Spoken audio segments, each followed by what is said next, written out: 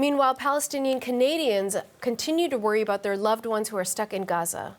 One Vancouver resident is here to speak with us. Nasser Najjar says his family is in Gaza and is now living with about 25 people in a single apartment. He fears they will not be able to survive if there is no resolution to the fighting soon. Nasser, thank you so much for making time for us. Thank you, Natasha, for having me. Thank you. Nasser, tell us about your family and where they are right now. What are the conditions they're dealing with? So my family contains of my parents, my two elder parents, my older sister, Dr. Lina. She's a doctor who used to help and assist patients in Gaza. But then she fled with my family to a refugee camp called Al-Nusayrat in what's been called the safe area of the south. And with my other little sister, Razan, who used to work in an orphanage and also participate with stray dogs and animals. Have you been able to right speak now with they're them? living. It was very hard to speak with them through the last 7 weeks. It was almost impossible due to the lack of electricity, due to the lack of communications, connections, telecommunications. It was very hard. Like you would spend hours just trying to call them, and I would feel relieved if I received a text saying that we're alive, or we're in this part of the world, or we're in this part of the city, and we're safe for now. They shared horrible stories. The way that they're trying to find food, the fact that my mom is out of her medication, the fact that my father's condition is worsening, the fact that my older sister, she had to leave her patients behind, pregnant women who she couldn't assist or help because of the lack of medical supplies. Death everywhere, destruction, unimaginable destruction. All of that was possible for them to share with me in the last few hours when the truce took place. Of course, it's a temporary truce. We're talking about less than 72 hours now. Yeah. How is it imaginable for us here in Canada, like as Palestinian Canadians, to think after these 72 hours what my family and other Palestinian Canadians, what their family are going to go through? Nothing less than a slaughter, nothing less than a genocide.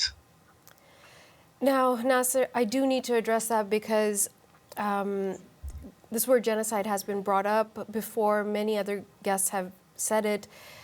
I just want to acknowledge for the audience that it is a legal term that has not been applied by the United Nations to this instance. But you are not alone in feeling that that is what we're witnessing. And part of your rationale, I imagine, is also because you worked as an aid worker in the region, right? Can you tell us a bit about what's happening on that front, if you're in touch with your colleagues on the ground and what they're dealing with?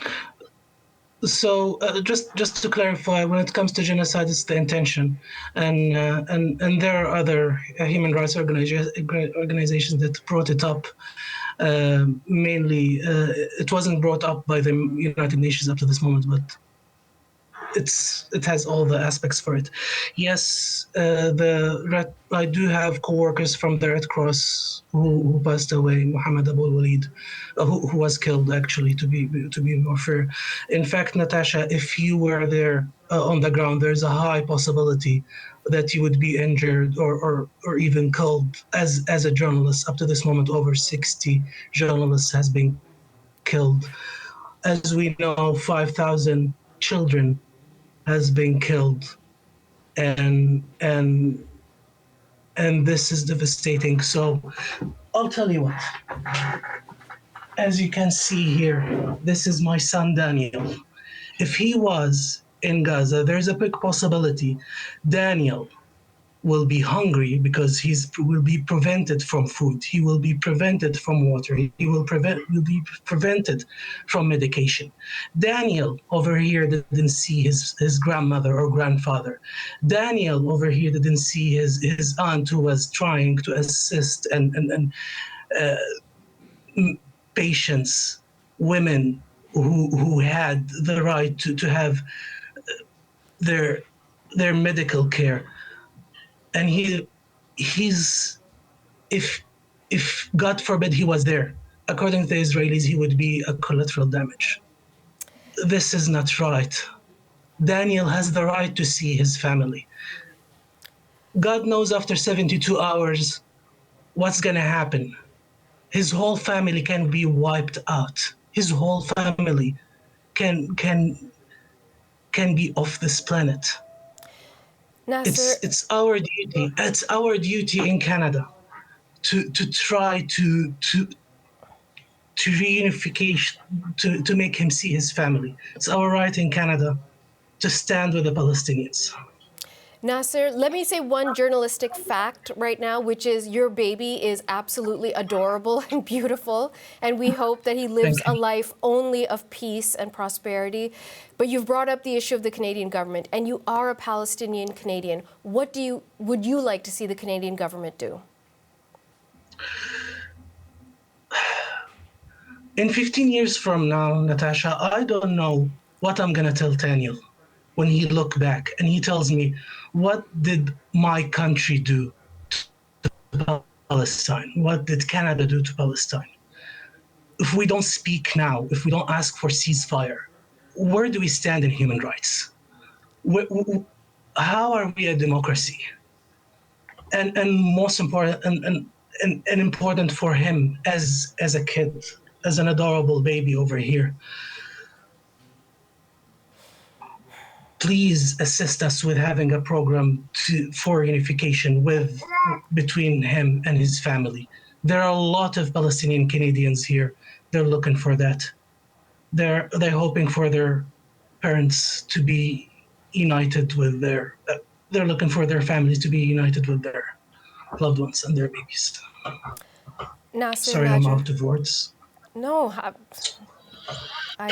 we really appreciate your time. I hope that your family in Gaza is okay, that everyone will be safe and sound. You will see them soon. And I hope that Daniel gets to meet his grandparents. Thank you so much for your time, both of you. Thank you.